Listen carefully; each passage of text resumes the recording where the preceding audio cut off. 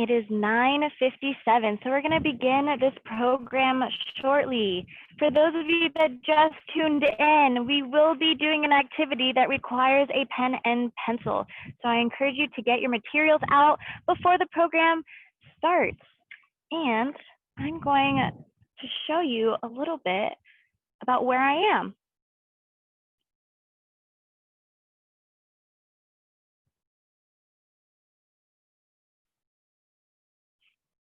Hello. Now you can see my face a little bit more. This one is behind me, so I'm shaded. But I really like this view. And I am in a public location, so occasionally you might hear people in the background. And I will do my very best to use an extra loud voice so you can hear me. But right now, we're all taking a tour of Morro Bay State Park. And it's cloudy, it's a little bit foggy. You can kind of see what it's like. There's a slight breeze, but not bad. Usually it's more windy. So that's exciting. It's a calm day out in the bay. There are a few people on paddle boards, a person on a boat, sharing space with all of these wildlife.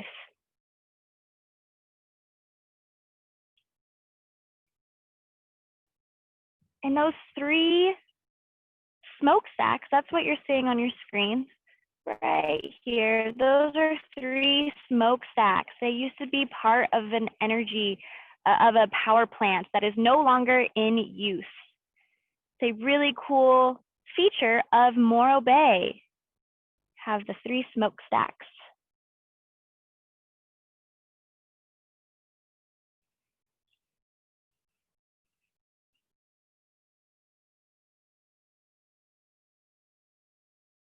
And you can also see the sand spit from here.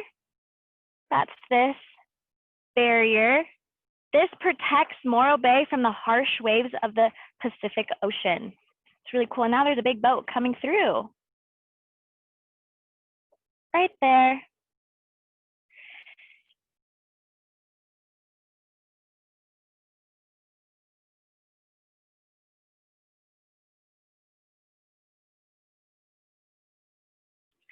So exciting. It is 10 a.m. And I'm just going to give it one more minute. So hopefully there are more participants that will be joining us.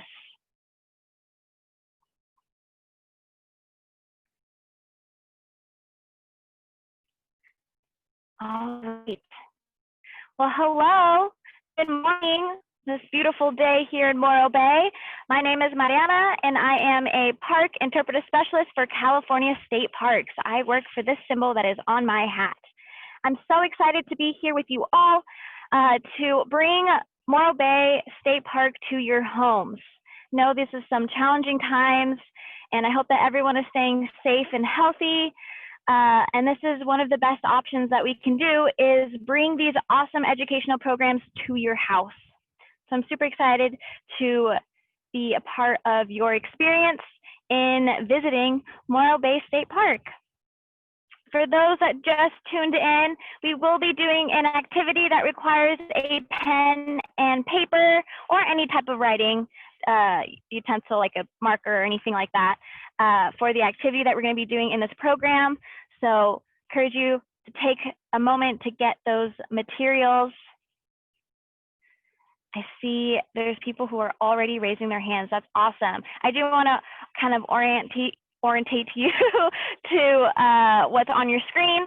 So one way that we are going to be communicating with each other is through that raised hand button. So if you can see the raised hand button, can you please raise your hand for me?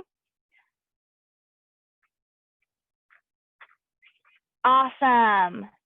Thank you. You can go ahead and put your hands down.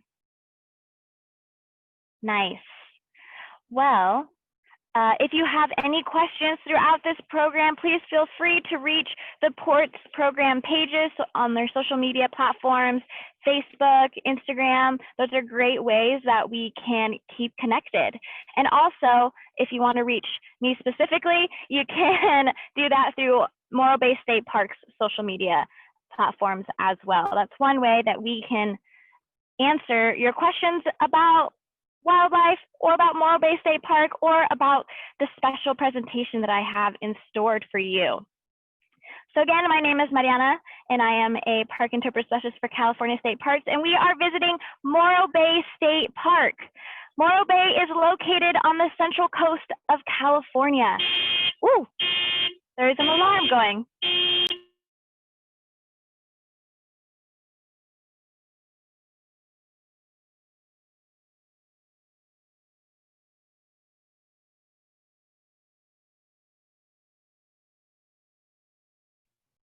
Sorry about that. Again, I am in a public location, and so there are people around me. That was a car alarm.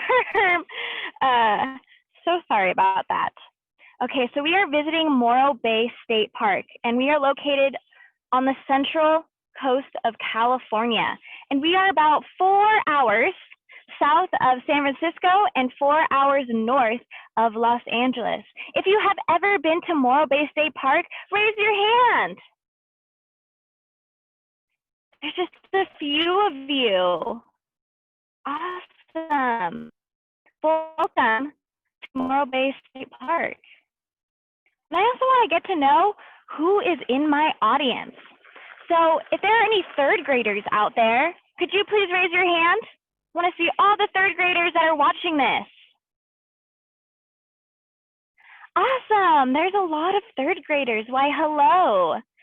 Now, my third graders, please put your hands down. If you are in 4th grade, you may put your hand up. Whoa, there are a lot of 4th graders on this webinar. That's awesome. Hello, 4th graders. Okay, you can put your hands down now. What about my 5th graders? If you are a 5th grader, please raise your hand. Awesome, awesome. We have a really cool group. And if there are any participants that are not in 3rd, 4th, 5th grade, raise your hand as well. Nice. We have a diverse audience. I like it. That's really cool. We are all visiting Morro Bay State Park. Again, it is located on the central coast of California, and people all over the world come to visit Morro Bay because of its diversity. That means that there are many, many different types of plants and animals that call Morro Bay home. It's a very special location. And we are going to be learning about one special animal that lives in Morro Bay. It is a marine mammal known as the southern sea otter. It's one of my favorite animals. I'm so excited that I get to share my knowledge about the southern sea otter. It is a marine mammal, and marine, let's break it down. Marine means ocean, and mammal is a warm-blooded animal. If you take your finger and you point it to yourself, you are a mammal. But we aren't a marine mammal because we don't live in the ocean. We don't spend the majority of our time out at sea like those marine mammals. Maybe by that description, you're already thinking of a few marine mammals. Maybe you're thinking, whales? Whales are a type of marine mammal. I'm also thinking sea lions, harbor seals. Those are all examples of marine mammals. And a southern sea otter is a marine mammal. That's awesome. There's also somebody on a surfboard out there. That's what you're seeing on the screen right there. Well, the southern sea otter is a marine mammal, and it lives in Morro Bay. They are usually they would normally be right here, but for some reason, the past 2 days, I have not seen our sea otters. I am not exactly sure, but they are scattered across the bay. And that could be for many reasons. I'm not exactly sure, but they would normally be right here. Unfortunately, I don't see them. And if I see a sea otter, I will show you they look like from this view. There's a few out there, they're really hard. I don't think you can see it on your screen, but they usually look like little black dots. But hopefully one will come by and say hi to us. That's what I'm really hoping for. Well, our southern sea otter is a marine mammal, so it gets all of its food source from the ocean. There are a lot of animals that use the ocean, but they don't get all of their food source from the sea, so they're not considered marine mammals. But our southern sea otter is. And let's get an idea of what a southern sea otter is, because there might be a few of you that have no idea what a sea otter is, and that's okay, because that's why you're here. You're here to learn about the southern sea otter. And I have an awesome stuffed animal of what the southern sea otter looks like. This is my furry friend. Kind of looks like this when they're resting out at sea. Very cool. We're going to get to know a little bit more information about the southern sea otter before we learn how they survive in the cold ocean. It's a very crazy environment, a very harsh environment because it's so cold. And we're going to learn how they survive. The southern sea otter, I bet you didn't know this, that the southern sea otter is related to skunks and weasels. Whoa, that's super hard to picture, right? A southern sea otter that lives out in the sea is related to skunks and weasels. And I have a picture of all three of those animals together. Let's get that up. All right, these are pictures of all three animals. That top left image is of the southern sea otter. That is an image of our southern sea otter that is resting in the water. It's a pretty cool image. And right below that is skunks. And I think that a lot of you have seen a skunk maybe in your backyard, in your neighborhood. Those are some places where you might see a skunk. And then the right image is of a weasel. So all of these animals are related to each other. They are part of the same family, a family we like to call Mustelidae. Say that again. They are all part of the same family, the Mustelidae family. And animals in this family have a few body parts that are similar to each other. All three of these animals on your screen have long bodies. They also have short arms and legs. And they have round, small ears. Super visible on the weasel. You can see those small round ears. And another characteristic that groups them in the same family is fur. All the animals on your screen have fur. So the southern sea otter are related to weasels and skunks. I think that's a really cool fact that I thought I would share. And here's a close-up image of the southern sea otter resting. Very cute picture. You can see its paws above the water, close to its face, in a resting position. Very cute. And the southern sea otter is a threatened species. That means it is vulnerable to changes in its environment. There used to be a lot of southern sea otters, about 150,000 to 300,000 at one point in time. But about 200 years ago, they almost disappeared from the face of the earth. They were hunted almost to extinction because of their valuable fur. A fur that groups them in that Mustelidae family is a super valuable body part that keeps them warm in their environment. And we're going to learn more about that fur. But warm fur that they have, we thought we could use it to keep ourselves warm. So about 200 years ago, they almost were hunted to extinction. And currently, there are about 3,000 southern sea otters left. So out of that huge number that I mentioned, 150,000 to 300,000 southern sea otters, well, now there's only about 3,000. And of those 3,000, 40 of them live here in Morro Bay.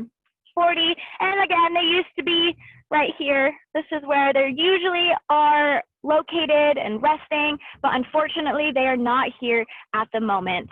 They might be looking for food. There might be other reasons as they are not here. But hopefully one will come by and say hi to us.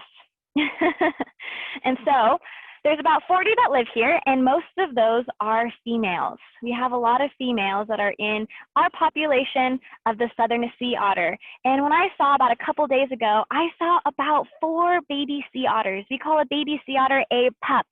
So that's really exciting news to have pups in our population. So that's really cool. Okay, so now we've just learned a little bit more about what a sea otter is. We learned that it's a marine mammal. It is a threatened species, and it's related to skunks and weasels. That is a lot of information. But we're gonna dive deeper and understand how they survive in their cold environment.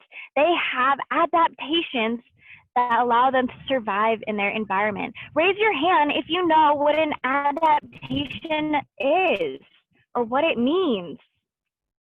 Nice. There are a lot of you that already know what adaptation means. Awesome, the numbers keep rising. Cool, okay, well an adaptation is something that an animal has or does that gives them an advantage to living in their home. So the southern sea otter has physical adaptations, which are body parts, but they also have behavioral adaptations, things that they do that allow them to live in their cold environments. And it's pretty harsh to live out at sea. It's cold and it's murky water, which means it's hard to see. There's a lot of variables that make it hard to live in the ocean. So a quick activity, I want everyone to close their eyes. I'm gonna join you and close my eyes. I'm also gonna cover it. And I want you to imagine what you would wear if you're going to live at sea for a day. What would you need to keep warm from that cold water? What type of food might you eat if you're to live a day out at sea? What type of food? Okay, I'm gonna open my eyes. Maybe you're thinking of a few items that you might want to bring with you. You're gonna spend a whole day out at sea. I would maybe put on a wetsuit. Have you ever seen surfers or scuba divers, even snorkelers put on those black suits? They're called wetsuits. And those help keep them warm when they're in the water. I might put some flippers on to help me swim easier in the water. Let's see, what else would I put on? I would put on goggles so I can help me see. Those are just a few items that I might want to put on if I were to spend a day out at sea. Well, the southern sea otter doesn't have that luxury. They don't need to wear a wetsuit. It'd be kind of silly to see a sea otter with a wetsuit and goggles on, right? No, they already have adaptations. They have certain body parts already that allow them to live in the ocean. So that's really cool. And to do that, to learn about these adaptations, we're going to do an activity that requires a pen and pencil. And we're going to build a sea otter by drawing one and talk about all those different body parts as we draw. So I have my marker and I have my paper, just like this. Quickly, go get your material so you can build a sea otter with me. I want to see those awesome sea otter drawings. Okay, to start off, we're going to draw a circle on the upper portion of our paper, and that's going to represent the head. So here's my paper and marker. I'm going to draw a circle. That's going to represent my head. Head of a sea otter. And by no means am I an artist, but I like to use art as a way to make observations about my surroundings. It gives me a better understanding of what's around me. So that's one way that we can use art. That's what we're doing when we're building our sea otter, is we're using it to get a better understanding of these amazing marine mammals. So now we're going to draw the body. And the body is kind of oval and it goes right underneath the head. It's almost shaped like an eggplant, if you know what that is.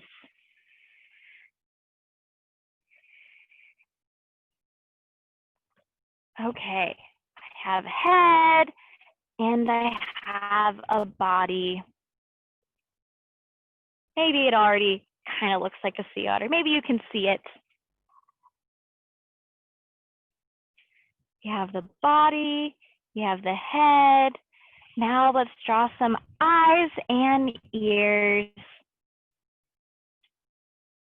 I just put little dots for the eyes, and I draw small round ears.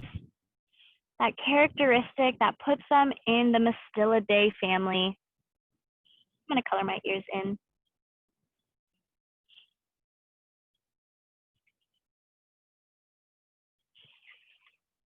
Give you some time to build your sea otter.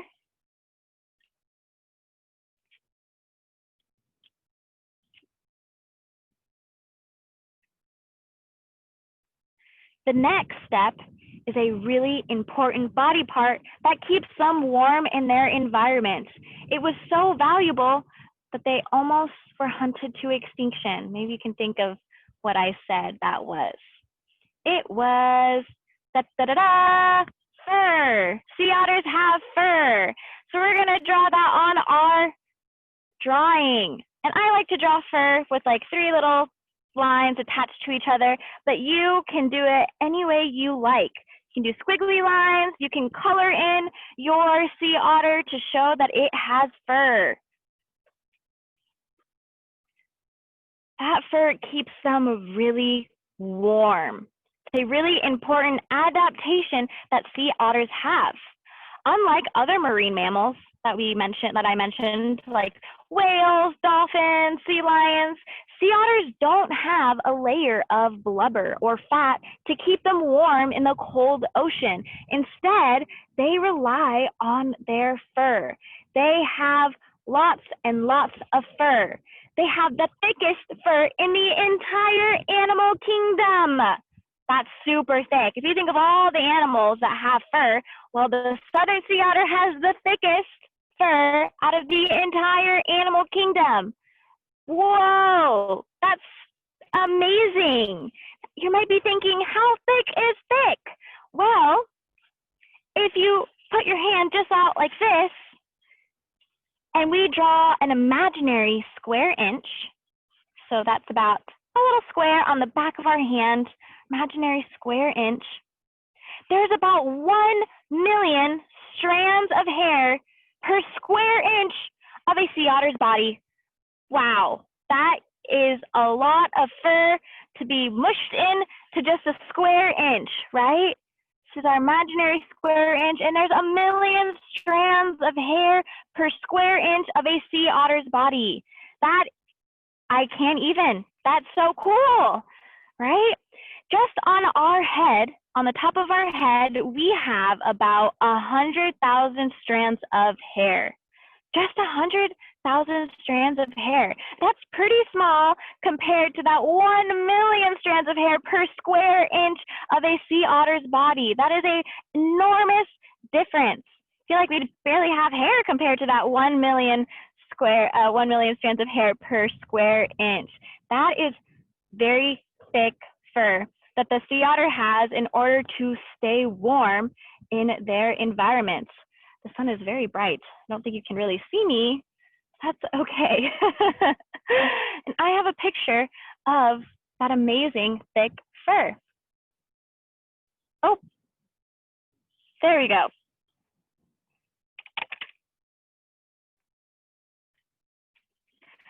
So this is a picture of that fur. And sea otters have 2 different types of fur. They have guard hair and under fur. The guard hair are those longer strands of hair that you're seeing on your screen. They're a little bit lighter in color as well. And that guard hair helps with waterproofing. So water is able to run off the body of a sea otter. It's a really cool adaptation. The second type of fur is underfur. Underfur is really difficult to see in this image, but it's the closest layer to their skin. It's very soft if you touched it. It's softer than the guard hair. But this fur is so thick that the water never touches the skin of a sea otter. That is super thick. Here they spend all of their lives out at sea in the water, but the water never touches their skin. That's crazy. That is amazing. It's a cool adaptation that sea otters have in order to stay warm in their environment. That is a physical adaptation that sea otters have. They also have a behavioral adaptation, something that they do with their fur to help keep warm as well. We call that behavioral adaptation grooming. They groom all the time. And grooming is just when they use their paws and they move their fur. They move their fur all the time, and that actually traps air in their underfur. So they have a layer of air bubbles in their underfur, and that helps prevent the water from ever touching the skin. Sorry.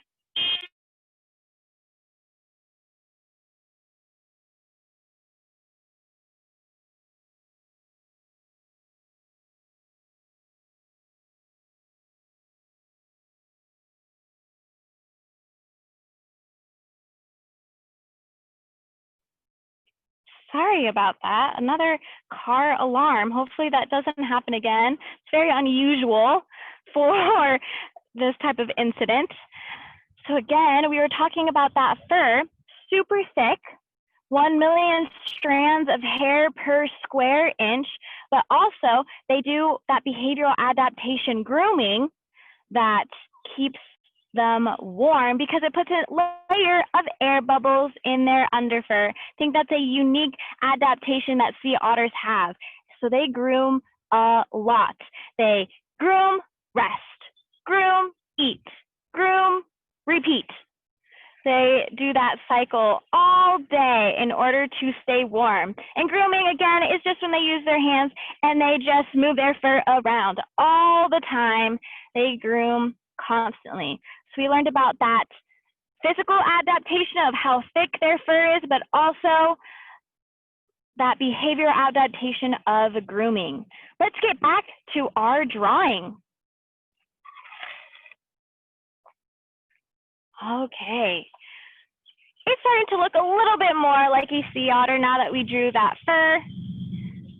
But let's draw some more so we can build our sea otter.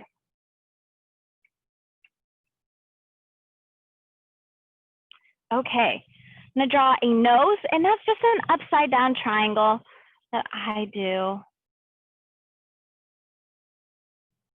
Small nose, and then I'm gonna draw the snout. And those are kind of like lobes coming off the nose.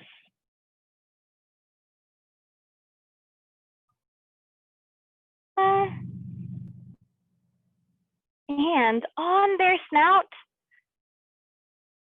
sea otters have whiskers. So I'm just going to draw some lines coming from those lobes. See that we have a face of a sea otter. Very cute face. Whiskers play a very important role in how these amazing marine mammals live in their environments. The ocean, it's very difficult to see. The water is not clear here. It's murky. Kind of, there's a lot of plankton, a lot of kelp. It's very difficult to just use your eyes in this water. So sea otters use their whiskers to feel their surroundings instead of seeing. It's a cool physical adaptation that sea otters have. They rely on their whiskers. Their whiskers almost act like fingers. Isn't that cool? Sometimes I even like to put my hands near my face and pretend I have whiskers because that's what they act like. They act like fingers. They go swim to the bottom and they feel around with their fingers. It's pretty cool. Their whiskers are able to feel for their food, and they eat a lot. They like to eat crabs, sea urchins, mussels, all those hard shell critters that live in the water. Sea otters are considered carnivores, so they are meat eaters. So they like to use their whiskers a lot to find those tasty critters. Another cool fact is that those whiskers can feel vibrations in the water. So if a fish is swimming away, that movement of the water, those whiskers on a sea otter's face can sense that. It's a really cool adaptation that they have. Sea otters rely a lot on these whiskers because they are hungry marine mammals. They like to eat all those tasty snacks that I mentioned, those sea urchins, crabs, mussels.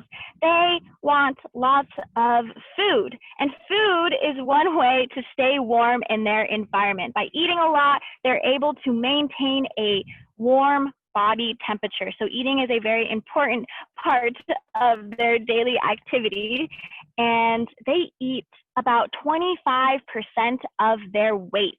It's really hard to picture. We're going to pretend that a sea otter is 100 pounds. Normally, sea otters are about 50 to 70 pounds, but for this example, we're going to pretend that our sea otter friend is 100 pounds. If a sea otter was 100 pounds, that sea otter would need to eat about 25 pounds of food a day. Wow, that is a lot of food to eat. Humans, we only eat about 3 to 5 pounds a day, and a lot of us weigh more than 100 pounds. So that's a very large difference as well. So if a sea otter weighed 100 pounds, it would need to eat 25 pounds of food. So they really need to rely on those whiskers to help them find all their tasty snacks. And here is a close-up of a sea otter's face. And you can see that the sea otter has a lot of whiskers. This is a very cute image of a sea otter with its paws above the water. Very cute. Again, sea otters rely on those whiskers to help them feel in the murky water.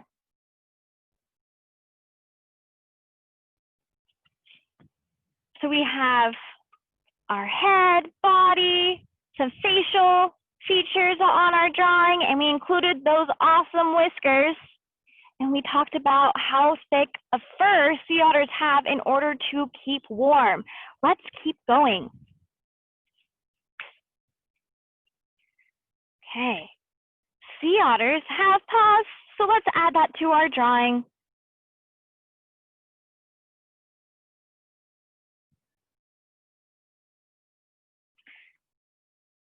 My sea otter is waving to you.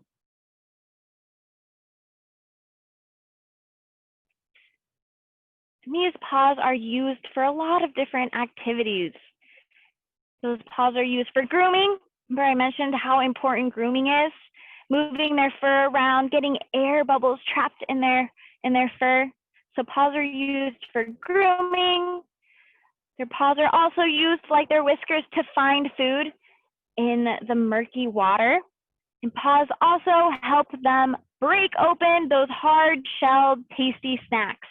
So those crabs, mussels, sea urchins, they use their paws to help break open that. And a lot of the time, they also use a rock to smash on those hard shells, open them up, and eat that tasty meat. Those are a few examples of how they use their paws in their environment. They also have webbed hind feet. Draw that just like this. And I'm going to color it in so you can really see those webbed hind feet.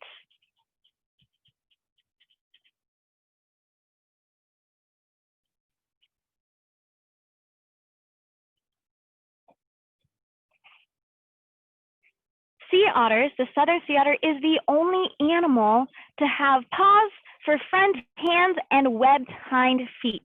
The only animal. It's a cool adaptation, but why webbed hind feet? You think of other marine mammals that have webbed hind feet? Thinking of sea lions, harbor seals, they all have webbed or flippers. They have flippers, but they don't have paws for front hands like the sea otter does. And the webbed hind feet help with making it easier to swim in the ocean. You can see a lot of scuba divers and snorkelers using flippers so they can swim more efficiently in the ocean. And I encourage you, if you ever find yourself in a body of water like the pool, ocean, lake, just a few examples, to swim without the flippers and then put flippers on and see how much easier it is to swim using that. But the sea otter doesn't need to put on flippers. It'd be kind of silly to see that. They already have it built in. They already have those webbed hind feet that make it easier to swim in their environment. It's a really cool physical adaptation that sea otters have. And a lot of the time, if you see a sea otter in their resting position, they have their hind webbed feet and their paws above the surface of the water. Here is an image of that. This is a cute sea otter resting in a resting position, laying on its back with its webbed hind feet and paws above the water. And they usually have these body parts above the water because it has less fur than the main portion of its body. So they have that 1 million strands of hair per square inch on their body, but that's not true for their hind webbed feet and paws. They have a little bit less hair on their feet and paws. And one way to keep those body parts warm is by keeping it above the surface of the water when they are resting. When they're not swimming or looking for food, they will keep these body parts above the surface of the water. And that is why you'll see sea otters in this position quite a bit. Very sweet, the sea otter sleeping. And that's what you would see them as if they were right behind me. Okay, we're almost there. We have one more body part to add to finish our drawing, and that is a tail. Sea otters have tails. A lot of people don't know that because it's hard to see from being so far away. But sea otters do have tails, and their tails are flat and plump, and it acts just like those webbed hind feet. It makes it easier to swim in the ocean. It's more efficient. It helps propel them in the water. Pretty cool. Well, congratulations, because you just built a sea otter. You did it. You completed one. Thank you for joining me in drawing a sea otter and building one. I hope that you were able to build a sea otter on your own as well. Be really cool. And I want to see your awesome artwork. So I encourage you to post it on social media or have your parents put it online so I can see your awesome sea otter drawings. We learned a lot by drawing. We learned about whiskers and how they help with finding food in the murky ocean, how they rely on it like fingers. They feel around. We also learned that they have very thick fur, the thickest fur in the entire animal kingdom. And we learned that they're the only animals to have paws for front hands and webbed hind feet. Those are all cool adaptations that sea otters have, both physical and behavioral. They like to groom, they eat a lot. So just a few examples of those behavioral adaptations that we learned today. Just by building a sea otter and drawing it out, we learned a lot. These are amazing and unique marine mammals, and they are a threatened species. They're vulnerable to changes in their environment. So it's really important that we do our part in helping protect this marine mammal. We can do that in a few ways. Even if you are not from Morro Bay or near Morro Bay, you can still help out, and you can do so by picking up after yourself.